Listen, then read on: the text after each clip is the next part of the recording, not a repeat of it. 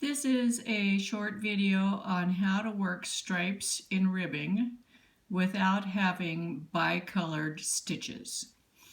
There's 3 examples on this swatch. The bottom example is 1 row of blue worked in knit 1 purl ribbing across ribbing, and you can see how the stitches, the purl stitches, it pulls the white up into the blue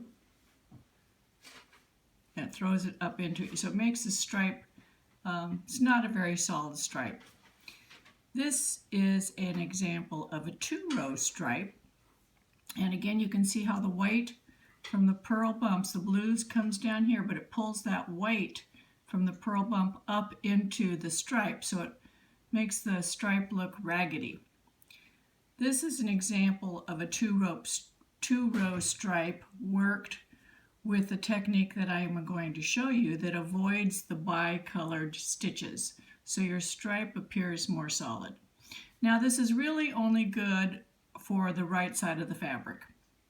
On the wrong side of the fabric, it throws all those bicolored stitches to the back side rather than having half on the front and half on the back, so it does not make a reversible fabric.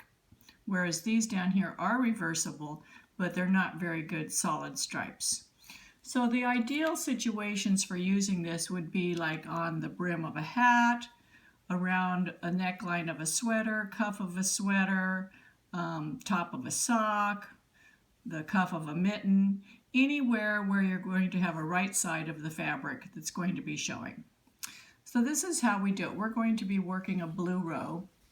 Normally in knit 1 purl 1 ribbing, what you would be working is knit 1 purl 1, right? Well, when you're changing colors, what you do on the first row to avoid those bicolored stitches is you just knit across. You don't work any purl stitches. We're going to make a 2-row stripe. So we're just knitting. And then when we do the return row, and you can do this in the round too. I'm using flat as an example, but it works the same working in the round. So when we do the return row, now we're going to work our ribbing. You can see all the purl bumps, the bicolored purl bumps are all on the back side of the fabric now. So now we're going to do the ribbing in knit 1 purl 1.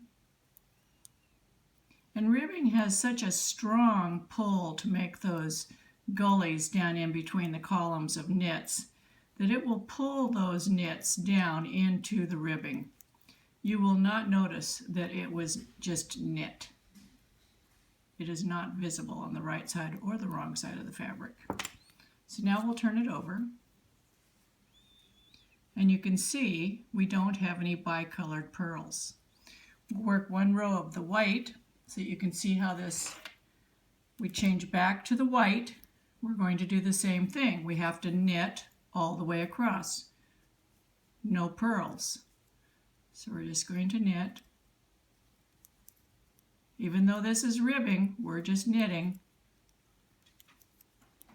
You won't be able to tell in the finished product. And then on the return row, we'll work in the ribbing. Knit 1 purl 1. This works the same if you're using knit 2 purl 2 ribbing, or knit 1 purl 2 or knit 2 purl 1. It works the same.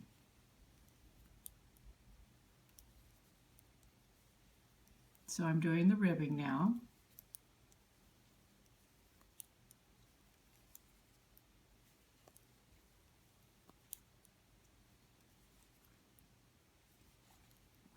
Let's see what it looks like. Looks good. There are no bicolored stitches. The blues are all blue, the whites are all white, whereas down here, those are solid. Down here, we have the stitches that are half and half, and that's what makes the stripe look uneven. And this stripe's barely visible because of those bicolored stitches.